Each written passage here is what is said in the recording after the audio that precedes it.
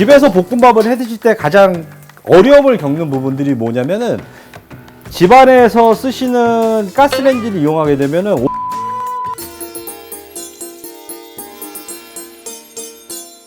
안녕하십니까. 차이나는 오사부 오홍택입니다. 오늘의 요리는 양주 볶음밥이라고요. 일명 중국어는 양조 차오판이라고도 합니다. 양주 볶음밥 하면은 일종의 요리라고도 생각할 수가 있는데요. 일반적으로 양주 볶음밥에 들어가는 식재료가 20여 가지가 넘고요. 한마디로 사내진미가 다 들어간다고 생각하시면 됩니다. 그리고 양주 볶음밥은 1999년도 전 세계 10대 요리로 뽑혔고, 그리고 수양제가 쇠금반, 금을 갈아놓은 밥 같다 이렇게 표현을 했다고 합니다. 수양제가 즐겨 먹었던 그 양주 볶음밥을 여러분도 오늘 드실 수 있습니다. 영빈관에 450년 된 레시피를 오늘 최초로 공개해 드리겠습니다. 오늘 요리 기대되시죠? 뜸들이지 않고 바로 시작해 보겠습니다. 양주 볶음밥에 들어가는 식재료를 설명드리겠습니다.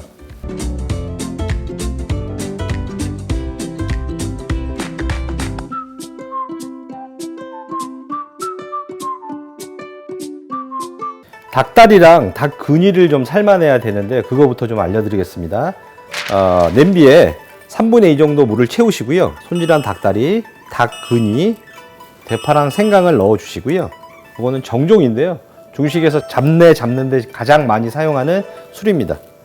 넣어주시고, 이때 가장 중요한 포인트는 닭의 잡냄새를 없애고 부드럽게 삶는 게 가장 중요합니다. 이때 그래서 센 불이 아닌 중불로 삶아내는 겁니다.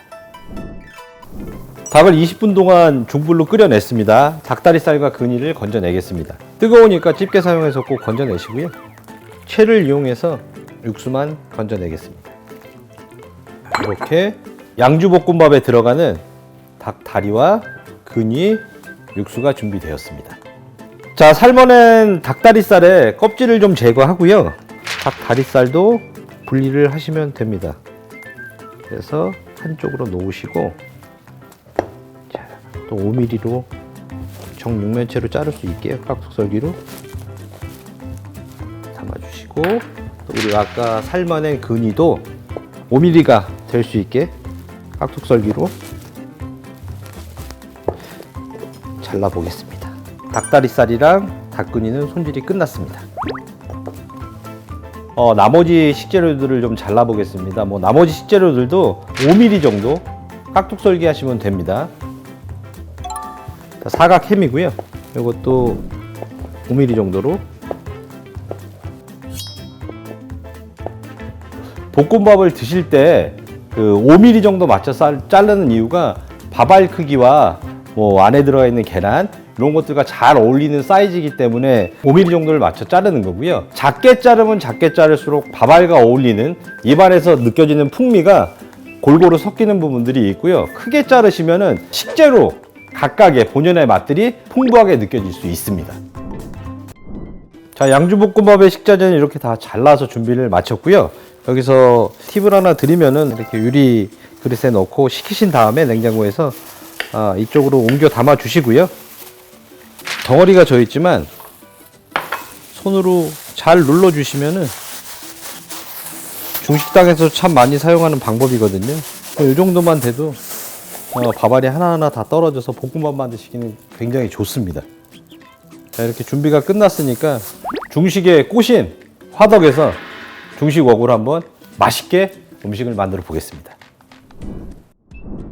우선 먼저 아까 다 잘라놓은 돈등심, 죽순, 해삼, 표고버섯, 당근, 그리고 새우살, 완두콩 이렇게 먼저 데쳐내겠습니다. 데치는 시간은 크게 많이 가져가실 필요는 없고요. 한 20초 정도? 자, 잘 데쳐줄 수 있게 좀 저어주시고요. 이렇게 다 데쳐졌습니다. 다음에 이제 계란을 살짝 튀겨낼 건데요.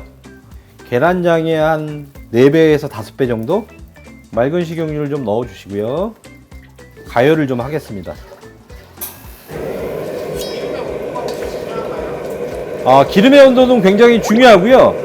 100도에서 120도 사이가 가장 좋을 것 같아요.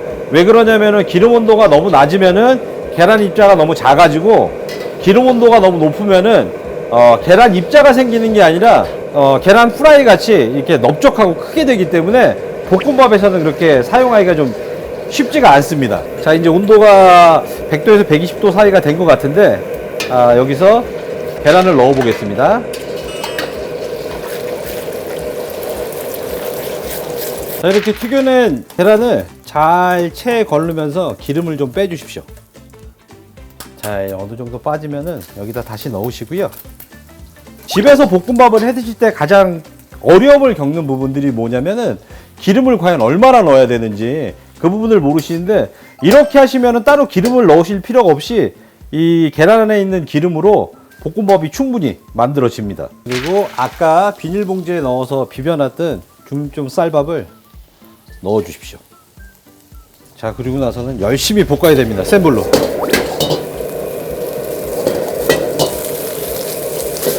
안 달라붙게 잘 볶아 주신 후에 이게 아까 데쳐낸 부재료를 모두 넣어 줍니다. 그리고 나서 다시 또 열심히 볶아 주시면 됩니다. 자, 이렇게 볶아진 볶음밥에 나머지 식재료를 자른 햄, 닭다리살, 닭근이, 자, 이거는 중화조미료, 꽃소금, 치킨 파우더. 그리고 여기서 오사부의 꿀팁이 이 진간장인데, 진간장을 이 후라이팬 화덕은 제일 센 불이 이 끝부분에서 나오기 때문에 여기에다가 이 진간장을 뿌려주시게 되면은 진간장이 기화되면서 나는 향이 이 볶음밥에 다 옮겨가기 때문에 훨씬 더 맛있는 볶음밥을 만들 수가 있습니다.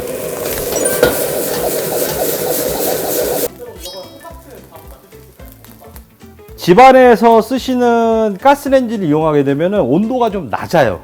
그러다 보니까 밥알이나 아니면 이 식재료에 식용유에 기름기가 좀 머금기 때문에 만드시기가 좀 힘드시고요. 만약에 집에서 중식볶음밥을 만들어 보시겠다고 생각하시면은 될 수 있으면 좀 얇은 팬으로 가열을 또 많이 하셔갖고 그때 볶아내시면은 조금 더 중식 볶음밥에 가까운 매장에서 드신 볶음밥에 가까운 볶음밥을 드실 수 있습니다.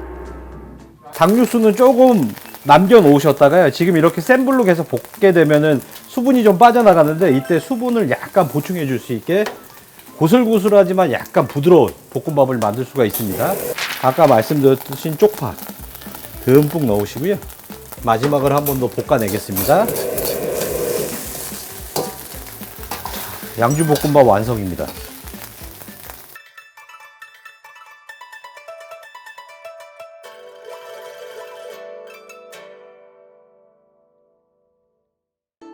자, 이렇게 양주볶음밥이 완성되었습니다. 맛있게 먹는 방법 딴 거 없습니다. 듬뿍 푸셔갖고요.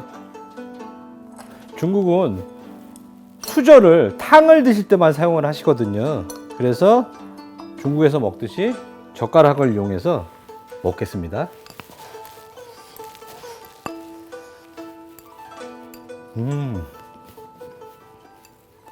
예전에 제가 영병가에서 실습했을 때 그 먹어봤던 그 볶음밥과 굉장히 같은 맛과 풍미가 나옵니다. 지금 제가 알려드린 거는 중국 양주에 있는 영빈관에 있는 450년 된 정통 레시피이기 때문에 요대로 따라 하시면은 얼추 비슷한 양주 볶음밥을 가정에서도 만들어 드실 수가 있을 것 같습니다. 오늘도 차이나는 오사부 오홍택이었습니다. 칭만용. 저희 감독님들 도시락 드시지 마시고 제가 이거 만들어 드리니까 오늘 이거로 점심 식사 하시죠.